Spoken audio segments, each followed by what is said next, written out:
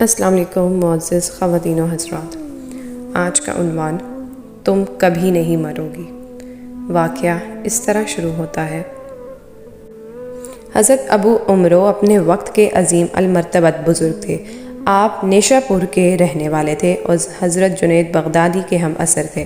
آپ نے ایک مرتبہ اس بات کا عہد کر لیا کہ میں 40 برس تک اللہ تعالیٰ کی رضا کے علاوہ اس سے اور کچھ نہیں مانگوں گا۔ اتفاق سے آپ کی صاحبزادی شریف بیمار ہو گئی اور کافی مدت تک علاج اور معالجہ کروانے کے باوجود بھی بیماری میں کوئی افاقہ نہ ہوا بلکہ مرض بڑھتا گیا۔ اب رات ان کی بیٹی کے شوہر جناب عبد الرحمن سلمی نے ان سے کہا کہ تمہارا علاج تو تمہارے والد محترم کے پاس ہے، اس لیے کہ تمہارے والد نے اس بات کا عہد کر رکھا ہے کہ 40 برس تک اللہ تعالیٰ کی رضا کے علاوہ مزید کچھ نہیں مانگوں گا، اور اس عہد کو 20 برس گزر چکے ہیں۔ لہٰذا اب اگر وہ اپنا عہد توڑ کر تمہاری صحت یابی کے لیے اللہ تعالیٰ سے دعا کریں تو مجھے یقین ہے کہ تمہیں بارگاہ الہی سے صحت کاملہ عطا ہوگی۔ گو کہ عہد توڑنا گناہ کی بات ہے، مگر اس طرح تمہیں شفا مل سکتی ہے۔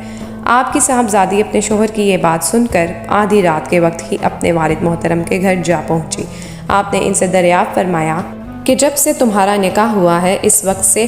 20 برس تک تم کبھی نہیں آئی، آج آنے کی وجہ کیا ہے؟ آپ کی بیٹی نے جواب دیا کہ میں اللہ کا شکر ادا کرتی ہوں کہ اس نے مجھے آپ جیسا بلند مرتبت باپ اور عبد الرحمن سلمی جیسا خاوند عطا فرمایا،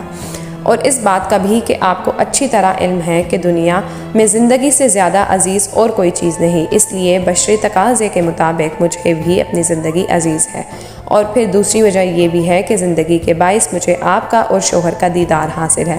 مجھے معلوم ہوا ہے کہ آپ نے اللہ تعالیٰ سے عہد کیا ہے کہ 40 برس تک رضائے الہی کے سوا اور کچھ نہیں مانگوں گا، اور آپ کو آپ کے اللہ تعالیٰ سے کیے ہوئے عہد کا واسطہ دے کر التجا کرتی ہوں کہ آپ اپنا عہد توڑ کر میری صحت کے لیے اللہ تعالیٰ سے دعا فرمائیں۔ انہوں نے فرمایا کہ عہد کو توڑنا کس طرح بھی روا نہیں، چاہے وہ بندے کے ساتھ ہی کیوں نہ کیا گیا ہو، پھر اللہ تعالیٰ کے ساتھ کیا ہوا عہد توڑنا تو بہت ہی ملامت کا باعث ہے، اور اگر میں عہد توڑ کر تمہارے حق میں دعا کروں تمہیں صحت عطا ہو بھی جائے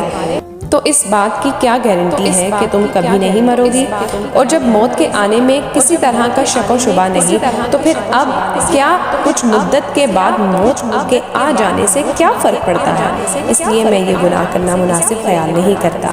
آپ کی صاحبزادی نے اپنے والد محترم کا یہ جواب سنا تو یقین ہو گیا کہ اب میرا آخری وقت آ چکا ہے اور صحت حاصل کرنا ناممکن ہے، مگر ان کا یہ خیال غلط نکلا، اور آپ کے وصال کے بعد بھی آپ کی بیٹی 40 برس تک اس دنیا میں موجود رہی۔